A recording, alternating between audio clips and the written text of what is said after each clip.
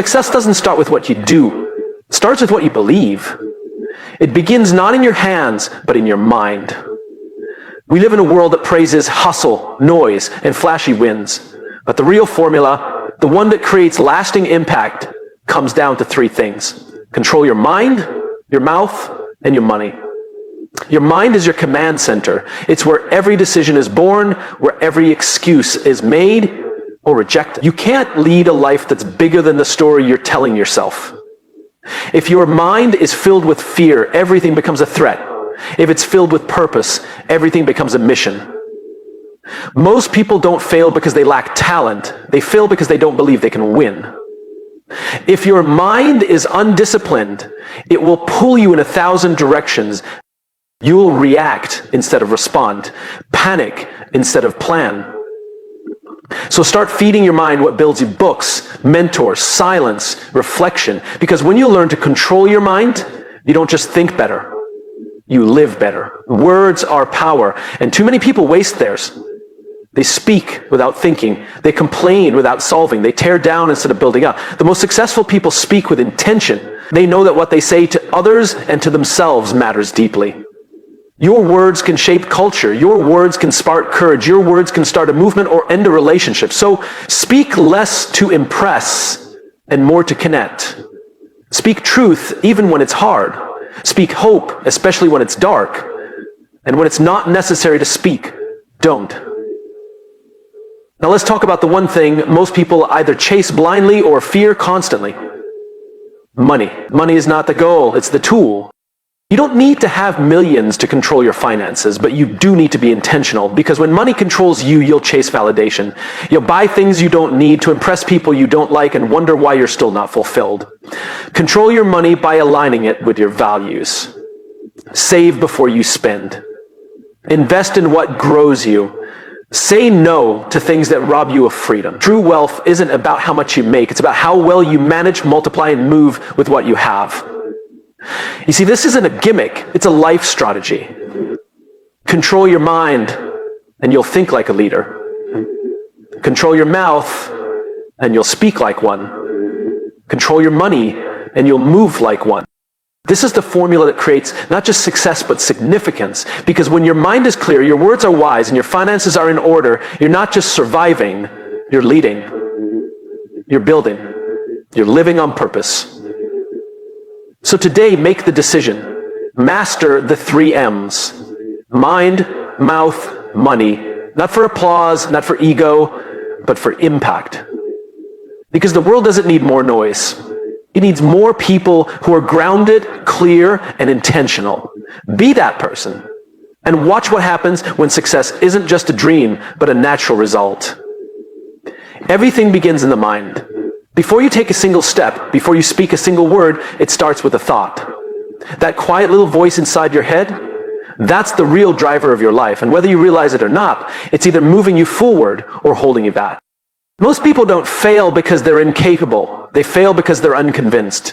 They've let the voice in their head grow too loud, too negative, too doubtful. I'm not good enough. What if I mess it up? Someone else can probably do this better. These aren't just passing thoughts. They're programs running your life silently every day. And the truth is, if you don't learn to control that inner dialogue, it will control you. You can't live a powerful life with a disempowered mind. The mind is like a garden. If you don't intentionally plant good seeds, thoughts of purpose, confidence, discipline, it gets overrun with weeds.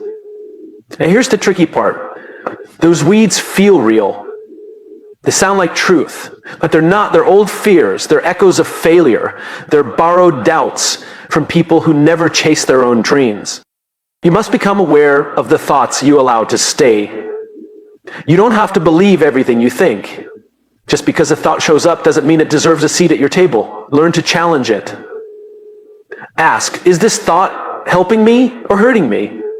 If it's helping you, keep it. If it's hurting you, replace it. That's where control begins, not with force, but with awareness. And it takes practice, real, daily practice. Controlling your mind isn't a one-time decision. It's a habit. It's how you show up when things go wrong.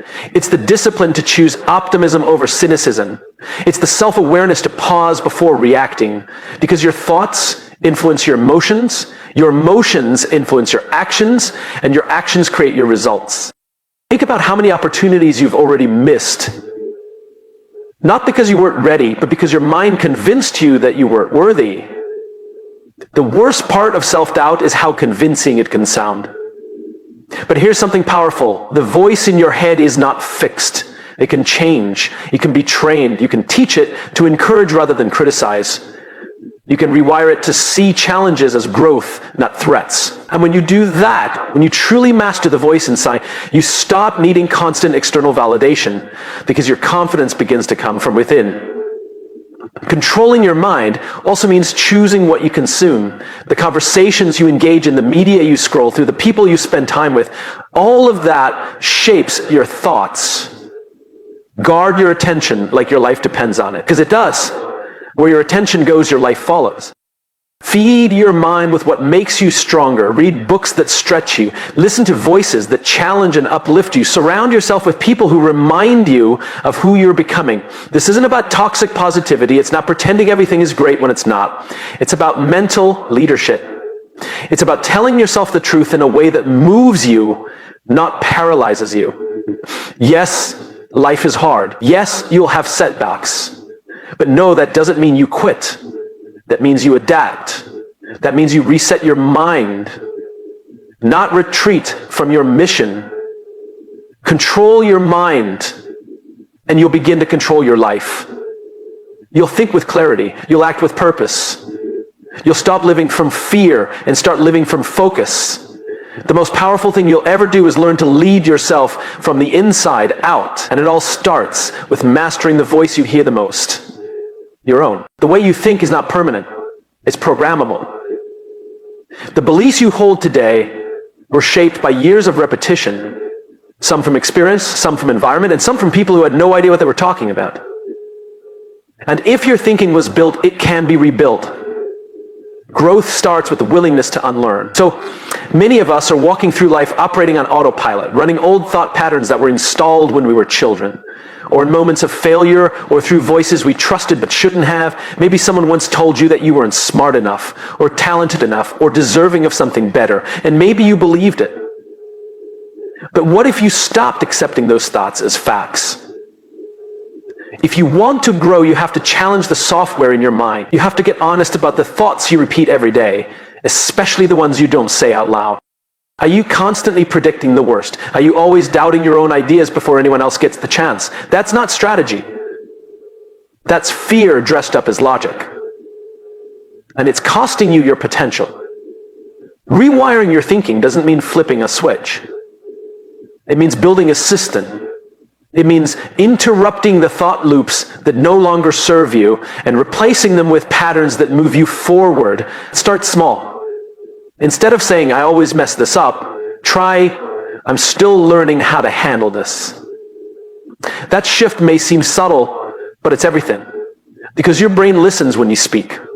The more you tell it who you are, the more it reinforces that identity. If you keep calling yourself a failure, your actions will start to reflect that.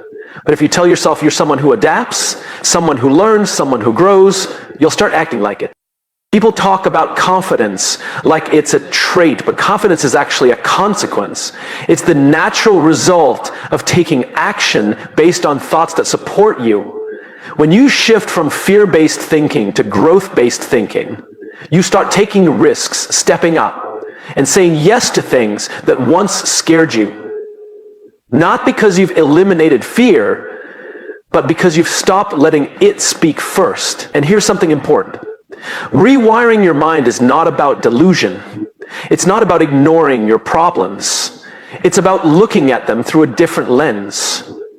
When your thoughts are wired for growth, challenges become feedback, failure becomes data, and discomfort becomes a signal that you're evolving. You also need to understand the role of habits in this process. Thoughts create feelings, feelings drive behaviors, and repeated behaviors shape identity. If you want to become a more confident person, start acting like one. If you want to think like a leader, start making decisions like one. Action changes thought just as much as thought changes action. It's a cycle. And the key is to get it spinning in the right direction. The people who grow the most are not the smartest, the strongest, or the most connected. They're the ones who are willing to think differently. They ask better questions. Instead of saying, why is this happening to me? They ask, what is this teaching me? They shift from blaming to building. From reacting to reflecting. That mindset alone can change the entire trajectory of your life. You're not stuck. You're just thinking the same thoughts too often. Change your thoughts and everything else begins to move. Growth is not about doing more. It's about thinking better. So take control. Install new beliefs. Test new perspectives. Speak new truths. Rewire the patterns and the results will follow. Because when your mind becomes a place of growth, your life becomes a place of transformation. What you say matters. The words you speak, even when you think no one's listening, are shaping your life. They influence how others see you, yes, but more importantly, they influence how you see yourself. Most people speak out of habit. They react.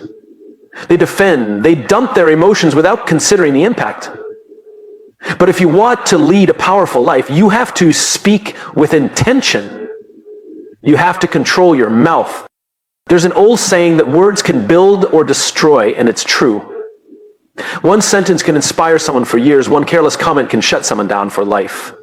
Your words are tools, and every time you use them, you're either building a future or tearing something down. And the first person affected by what you say is you. You shape your identity through your language. Every time you say, I'm not good at this, I always mess this up, I could never do that, you're reinforcing a belief. You're writing code into your mind. You're telling yourself a story, and your actions will eventually follow the script. But when you flip that language and say, I'm learning, I'm growing, I'll figure it out, you shift everything. You open doors in your own mind. You stop putting ceilings on your potential.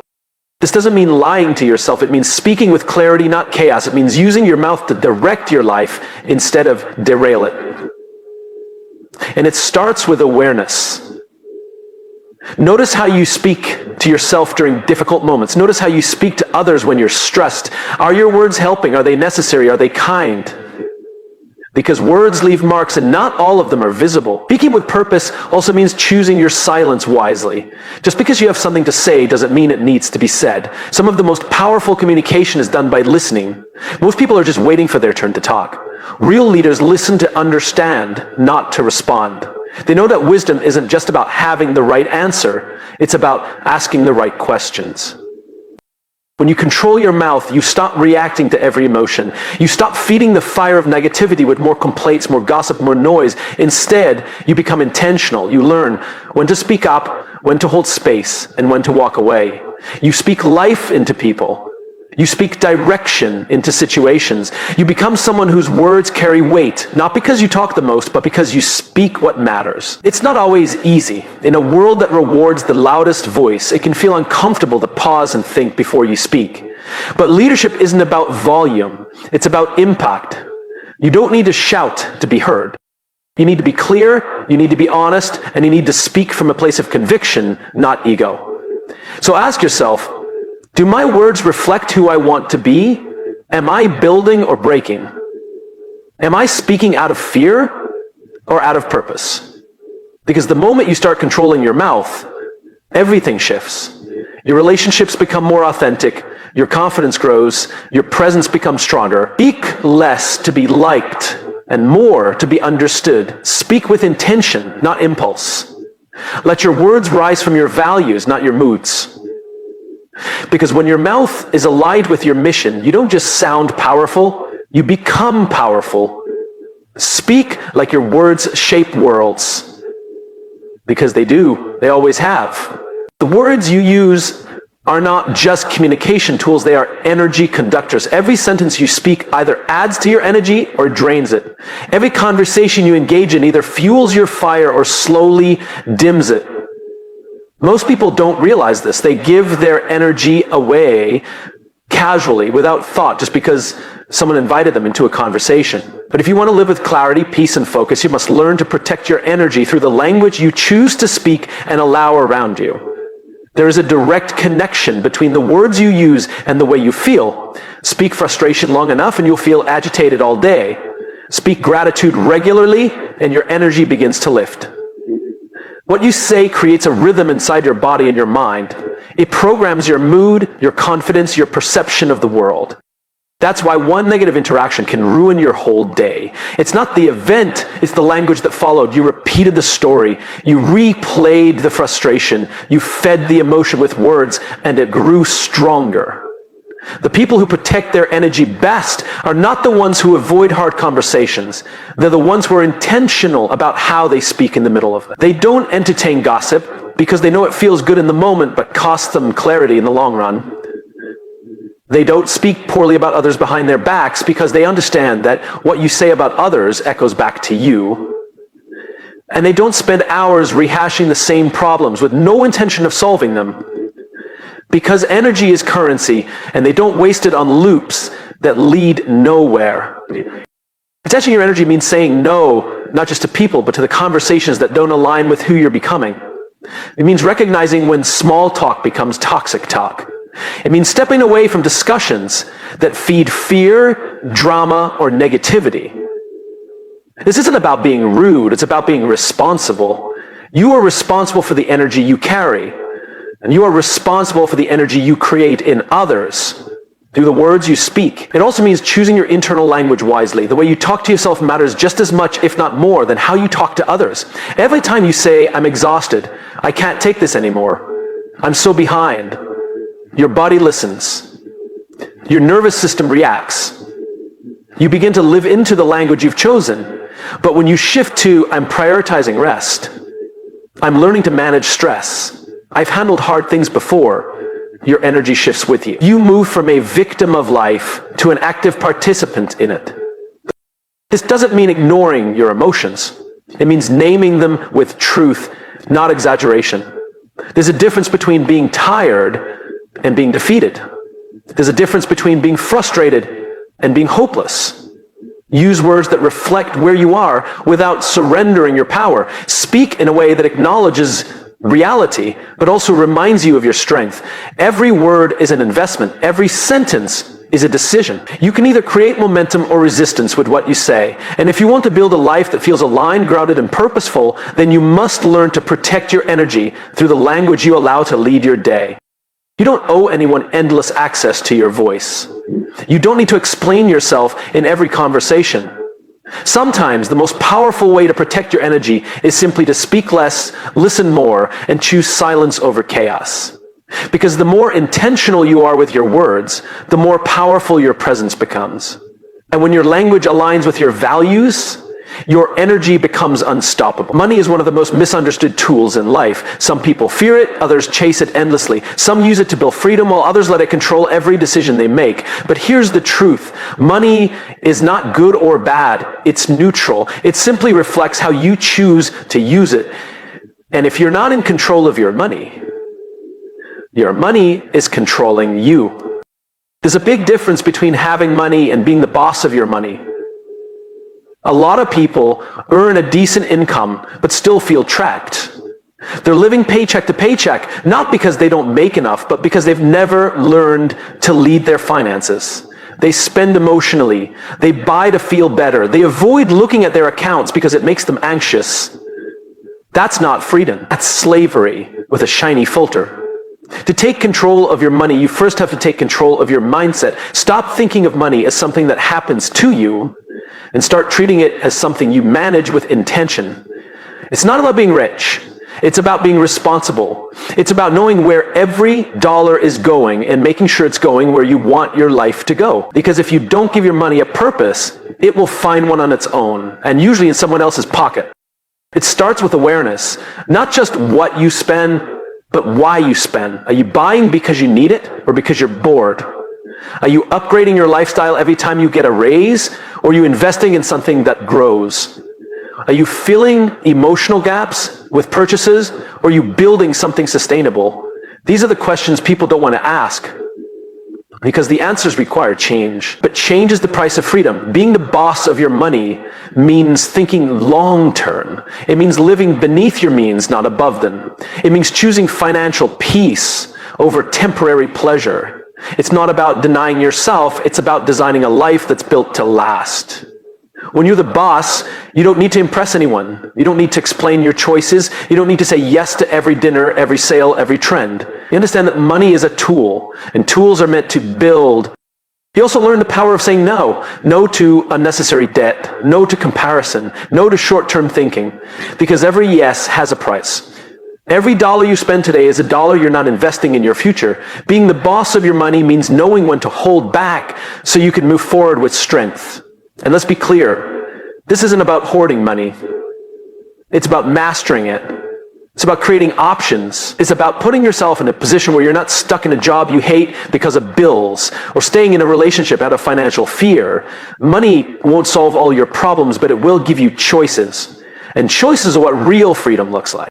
You don't need a six-figure salary to take control. You need discipline. You need clarity. You need to believe that your future is worth more than fleeting comfort. When you manage your money with purpose, you stop living on the edge of anxiety.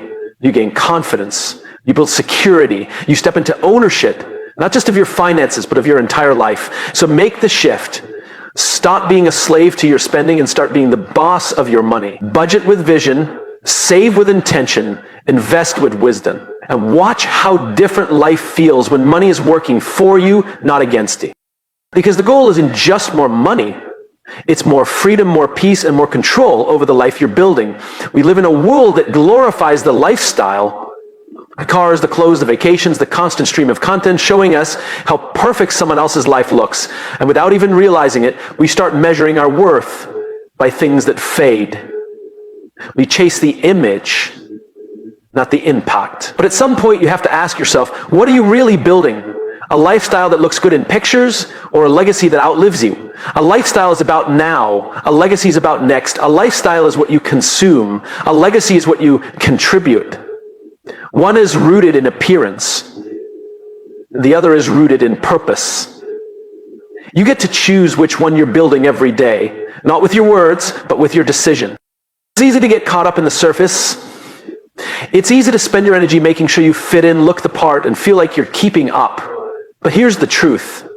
No one is going to remember you for the outfit you wore, the car you drove, or how many likes your post got. They're going to remember how you made them feel, what you stood for, the example you set, the moments you showed up when it mattered most. That's legacy.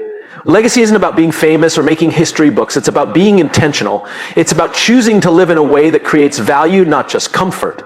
It means asking yourself what kind of ripple you're leaving behind the lives of others. Are people better, stronger, more inspired because they cross paths with you? Or are you just blending into the noise trying to impress people who wouldn't notice if you disappeared?